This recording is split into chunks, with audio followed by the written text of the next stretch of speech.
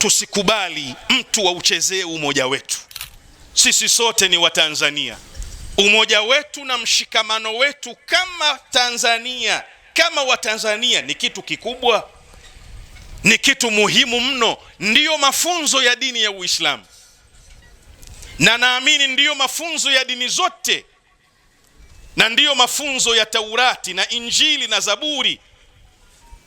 Kwa hivyo yoyote anayetaka kuchezea umoja wetu wa kitaifa, huyo anakwenda kinyume na Uislamu. Anayetaka kutugawa Watanzania kwa dini zetu, kwa makabila yetu, kwa rangi zetu, huyo anakwenda kinyume na mafunzo ya Qur'an, anakwenda kinyume na mafunzo ya Taurat, anakwenda kinyume na mafunzo ya Injili, anakwenda kinyume na mafunzo ya Zaburi.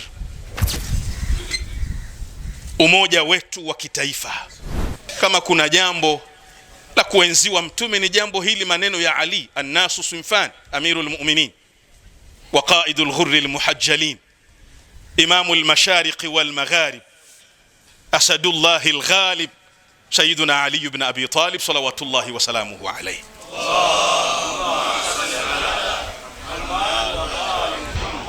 Annasu sinfan, imma akhun laka fi ddin au nadhirun laka fi lkhalq. Ima mtu ni ndugu yako katika dini, au ni ndugu yako kwa sababu asili yenu ni moja.